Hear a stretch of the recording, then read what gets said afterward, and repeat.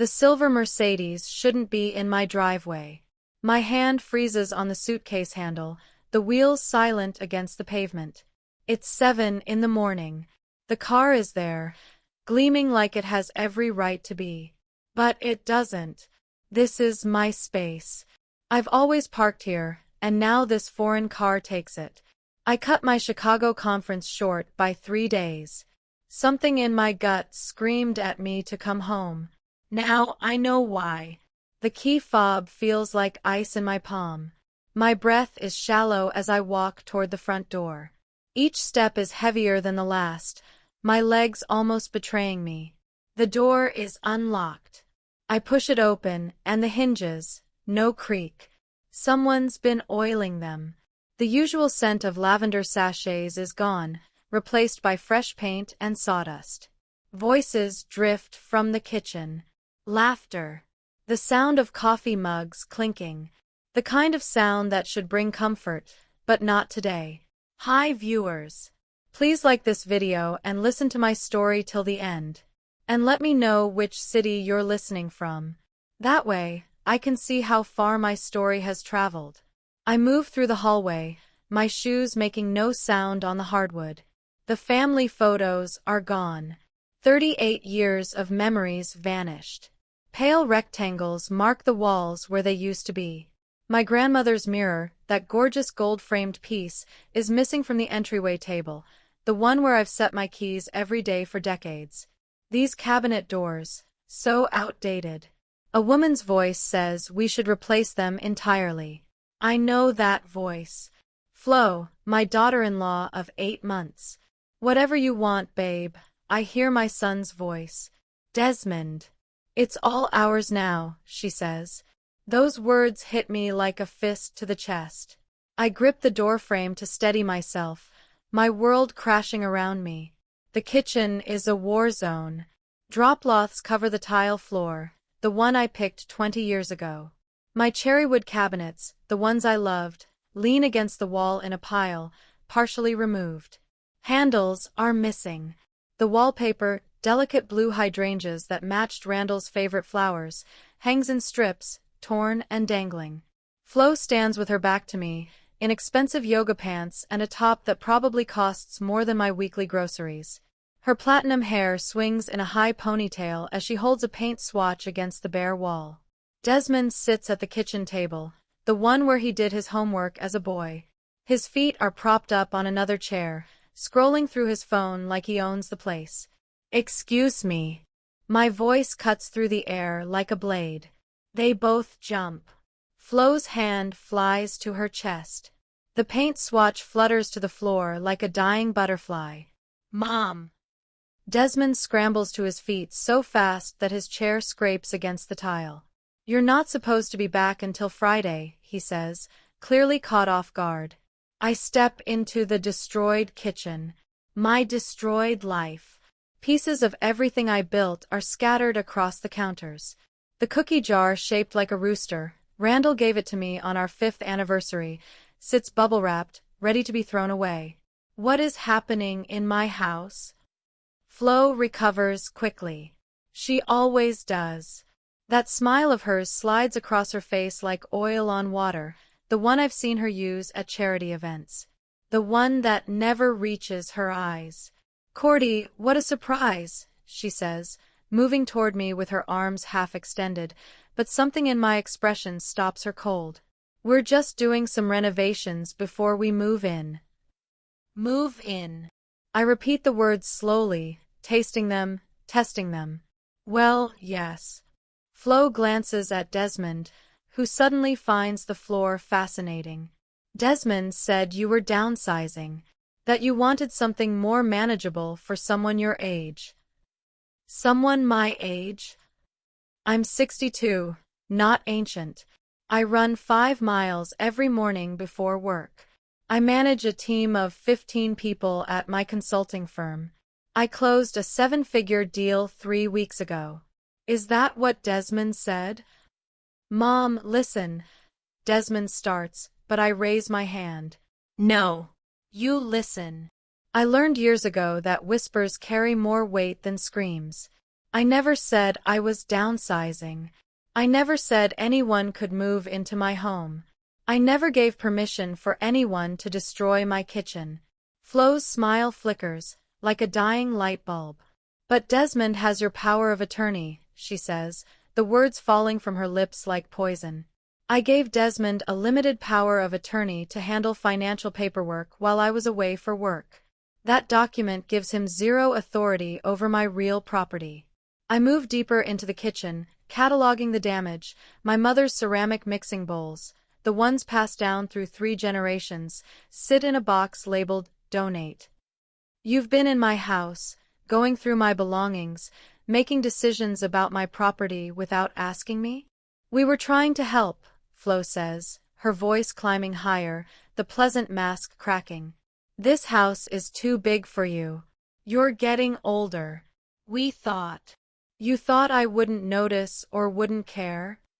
I pull out my phone, trying to steady my shaking hands. How long has this been going on? Desmond's face flushes crimson. Mom, we can explain. How long? I demand again, my voice cold. 2 weeks, he mutters. 2 weeks. While I was in Chicago, building my business, trusting my son to water my plants and collect my mail, he was systematically erasing my existence from my own home. We got keys made, Flo adds, like this explains everything. The locksmith on Main Street was very reasonable. I look at my son. Really look at him. When did he become this stranger? Get out, I say, my voice flat. Mom, be reasonable. Desmond's voice cracks, but I'm done. Get out of my house. Now. Flo's eyes narrow to slits. We've already invested thousands in these renovations. Desmond said we'd split the value when I die. My blood runs cold, but I don't flinch. I walk to the back door and yank it open. The cold morning air rushes in. Out. Both of you. You have 60 seconds before I call the police and report a break-in. You wouldn't, Desmond says, his voice cracking like thin ice. I pull up my phone's keypad. My finger hovers over the call button, steady as stone. They scramble. Flo grabs her designer purse from the counter. Desmond fumbles with his keys, dropping them twice. They rush past me in a blur of expensive perfume and panic. At the doorway, Desmond turns back. His face is pale, eyes wide. Family doesn't betray each other. I keep my voice level as a knife edge. Family doesn't sneak around, destroying what matters to someone they claim to love. Family doesn't try to steal someone's home while they're away. But Flo and I need more space. You have all these rooms you don't use. Goodbye, Desmond. I close the door, lock it, deadbolt it. Then I stand in my destroyed kitchen and let the weight of what just happened settle into my bones. Tell me in the comments. And if you've dealt with something similar, share your story. You're not alone. Subscribe for more stories about standing your ground and reclaiming your life. As I step deeper into my home, I realize something even more disturbing is happening. It's not just about betrayal, it's about taking everything I've worked for. What would you do if you discovered your life was being erased piece by piece? Stay tuned, because things are about to get even more shocking. I walk through the rest of the house, feeling like I'm drifting in a fog. The hallway that used to be so warm, so familiar, now feels foreign, cold. My hands tremble as I pass Randall's old office, the room where he spent hours reading, surrounded by his books and leather chair. It's empty. All of it's gone. His desk, his books, everything I thought was sacred. I step into the master bedroom next. The closet, which used to be full of clothes and memories, now gapes open, half empty. My winter coats are gone. My evening dresses. My mother's vintage jewelry box? Gone. They didn't just plan to move in, they were stealing from me, taking my things piece by piece, as if I wouldn't notice. As if I wouldn't fight back. I go to the garage. The sight of the boxes makes my stomach turn. Dozens of them, stacked like monuments to my erasure. They're labeled with neat, cruel labels: donate, storage, trash. My entire life categorized, ready to be disposed of like some forgotten object. I sink to the concrete floor surrounded by these boxes filled with my memories, my heart, my history. The tears come then, not quiet, not gentle, but ugly, body-shaking sobs that tear through me like broken glass. How could they do this to me? To us? To our life? When the sobs finally stop, something cold settles in my chest. Something hard, sharp, and determined. I pull out my phone with trembling hands and make a call. Tatum, it's Cordelia Finch. I need your help. Tell me in the comments. And if you've dealt with something similar, share your story. You're not alone. Subscribe for more stories about standing your ground and reclaiming your life. But even with my attorney's help, the fight is far from over. Desmond and Flo aren't backing down, and the deeper I dig, the more shocking the truth becomes. What lengths will they go to in order to keep their grip on everything they've stolen? Stay tuned to see what happens next.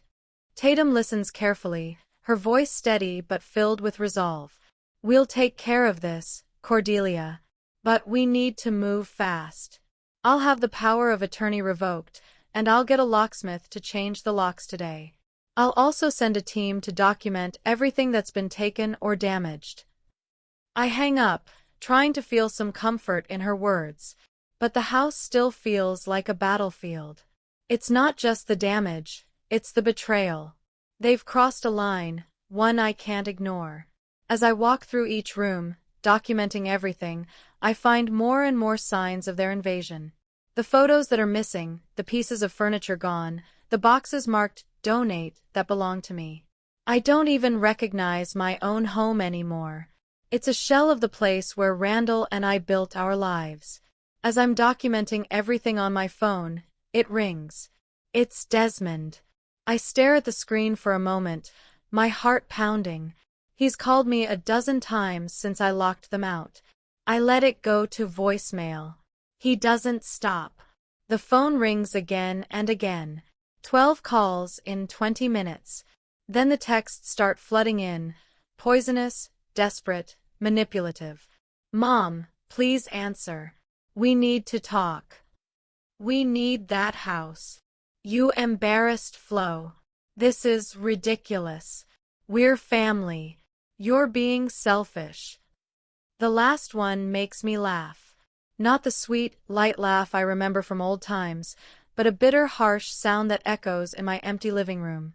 Need. They need my house. Not want, need. As if their desire for more space somehow erases my right to live in my own home. As if their comfort matters more than my memories, my security. I block both their numbers. By the time the locksmith arrives, I'm ready. Fitzgerald, a man with kind eyes and weathered hands, doesn't ask questions when I explain the situation. I need every lock changed immediately, I tell him, my voice steady despite the storm brewing inside me. Within an hour, the locks are changed on every door, the windows, and even the garage door opener. He hands me a new set of keys. Someone giving you trouble, ma'am? He asks, looking at me with a mix of concern and understanding. Not anymore, I say, my voice firm. I feel the weight of everything shifting in my favor, but it's still not enough. The restoration company comes next. 2 men walk through the house, clipboards in hand, taking photos, making notes. They document every damaged wall, every missing piece. My heart aches with every click of the camera. We'll have to restore this kitchen, ma'am, one of them says, his voice apologetic. This is going to cost at least $15,000. The rest of the house will run about $8,000. The numbers are staggering, but I don't care. The house doesn't matter. It's what they took from me, what they tried to erase, that hurts. One of the workers asks, "Do you want to file a police report? This looks like vandalism." Not yet. I have other plans. Tell me in the comments. And if you've dealt with something similar, share your story. You're not alone. Subscribe for more stories about standing your ground and reclaiming your life. But just when I think I'm finally in control, something even more dangerous lurks in the shadows. Desmond's next move shakes me to my core. The betrayal is far from over. Stay tuned for what happens next, because this fight is just beginning. That evening, after the restoration company leaves, I sit at Randall's old desk, the one I rescued from the garage boxes, and I make lists. The things they've taken, the damage they've caused, the lies they've told. Every broken piece of my life, now neatly documented. Then I make another list. This one is harder to face. It catalogs everything I've given to Desmond and Flo since they got married. The down payment on their condo, the new car, the credit card I added Desmond to, which now carries a $20,000 balance, their country club membership. I open my banking records, pulling up every transaction, every deposit. The numbers hit me like a slap across the face. $147,000. That's how much I've given them in 8 months of marriage. And now they're trying to take everything else from me. My phone buzzes again. It's Desmond. I hesitate, my finger hovering over the screen, but I don't answer. It rings again. Then again. 12 calls in half an hour. Then the texts start, each one more desperate, more manipulative than the last. Mom, please, we need to talk. You've made a huge mistake. Sutton is really upset. You embarrassed her. Why can't you just let us fix things? We need that house. You need to let us in. My heart clenches, but I won't give in. Not this time. The next call is from Tatum. Cordelia, listen. Desmond's at the police station. He's filed a report claiming that you illegally locked him out of the house and changed the locks. He says the house belongs to him too. I feel a flash of anger. My grip tightens on the phone. His property. That house has been in my name since 1987. He has no claim. It's a false report, Tatum. I know. Do you have the documentation to back that up? The deed? His attempts to steal your belongings? I take a deep breath. I have everything. Proof. Evidence of their betrayal. I'll have it ready, I say, my voice steady. I'll send it to you right away. Tell me in the comments. And if you've dealt with something similar, share your story. You're not alone. Subscribe for more stories about standing your ground and reclaiming your life. But even as I prepare for a legal battle, Desmond makes one last attempt to manipulate me. What happens next is a shock that changes everything, and the fight finally takes a turn I never saw coming. Stay tuned to see how it all unfolds. This isn't over yet. The next morning, I wake to pounding on my front door. I peer through the window and see Desmond's car in the driveway.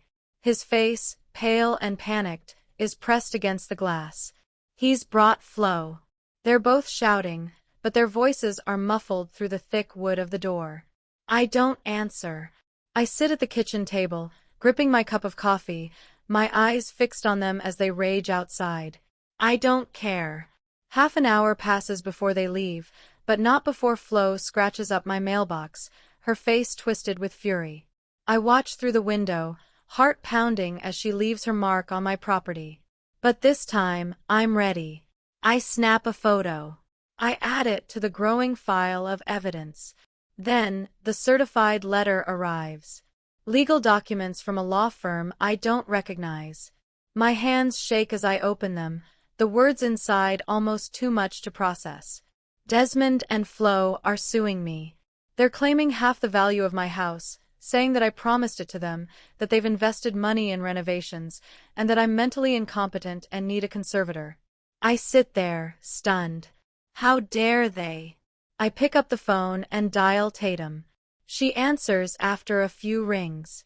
They're desperate, she says. after I tell her what's in the letter. This is a frivolous lawsuit. We'll crush it.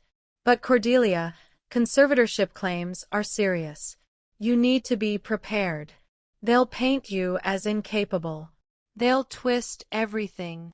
I nod, taking a deep breath. I'm ready. Let them try. But I wasn't prepared for what comes next. 2 days later, a package arrives at my door. No return address. Inside is my mother's jewelry box, the rosewood one with a mother-of-pearl inlay that she gave me on my wedding day. I stare at it, confused. But when I open it, my stomach drops. It's empty. Every piece of jewelry is gone. The pearl necklace Randall gave me on our 10th anniversary. My grandmother's engagement ring. My mother's diamond earrings. All of it gone. And there, at the bottom of the box, is a note. Flo's handwriting, looping and cold. You should have cooperated. Now this gets ugly. I hold the note, my hand trembling, as a chill runs down my spine. The weight of it settles in my chest like a leaden stone. I'm not just fighting for my house. I'm fighting for my life. I call Tatum.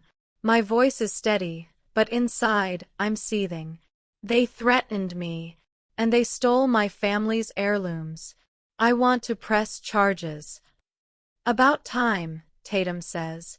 Let me make some calls. Within hours, Detective Rains contacts me. Her voice is calm but tight with concern. I think we've got a lead, Cordelia. We're tracing their movements, looking into everything. We'll handle it. Tell me in the comments. And if you've dealt with something similar, share your story. You're not alone. Subscribe for more stories about standing your ground and reclaiming your life. The investigation picks up steam. Days go by, and every step forward feels like a small victory. But then, just when I think the worst is over, I get a call from Detective Rains. They've got him, she says, her voice tight with urgency. We found Desmond. He's been drugged. Badly. He's at a hotel, barely conscious. I can't breathe. I can't think. I grab my purse, ready to go to him. But Detective Rains stops me. Stay in the car when we get there. Don't do anything foolish. I nod. But I know, I can't stay in the car. The drive to the hotel feels like an eternity. When we arrive, police cars are everywhere, lights flashing. Officers swarm the building. I push past them, desperate to get to Desmond. Room 237. I see him. Slumped in a chair, eyes unfocused, drool trailing down his chin.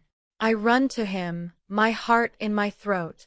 The paramedics rush in, loading him onto a stretcher. Mom, Desmond mumbles, his voice slurred. I'm so sorry. I never knew. She said we were helping you.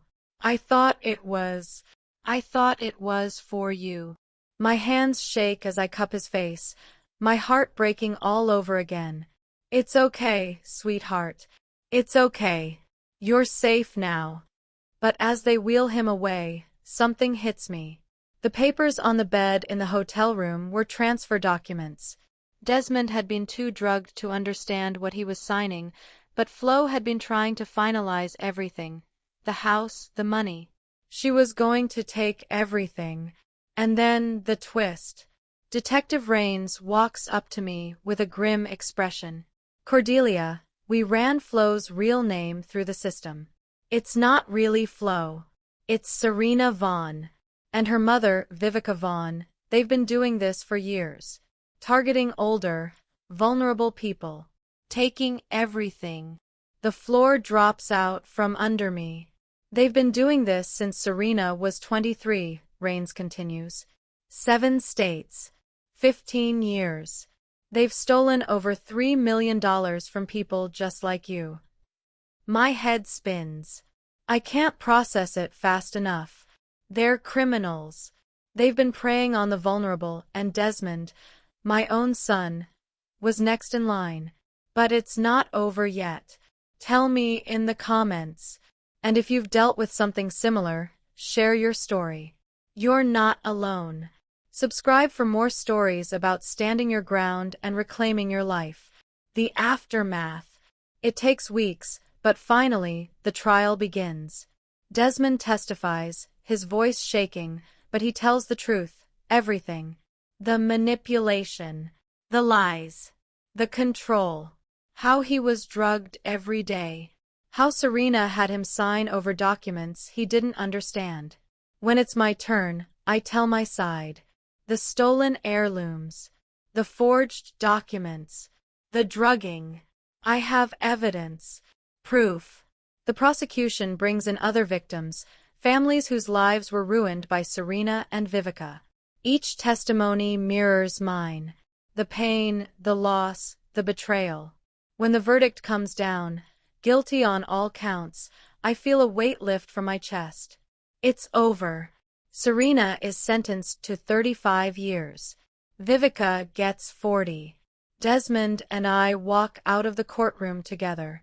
He's still shaken, still processing everything. But he's alive. We're rebuilding, slowly. Trust takes time, but we're both learning how to heal. Tell me in the comments. And if you've dealt with something similar, share your story. You're not alone. Subscribe for more stories about standing your ground and reclaiming your life. 6 months later, my house is fully restored. The kitchen gleams with fresh cabinets and new wallpaper. Yellow roses, this time. New memories are beginning to form, new chapters. Desmond comes over every Sunday for dinner. He's in therapy, working through everything. As we cook together, I pull out my mother's mixing bowls, the ones that were recovered from evidence storage. They're still cracked in places, but they're mine.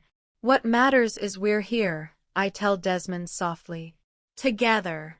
We're healing. That's what matters.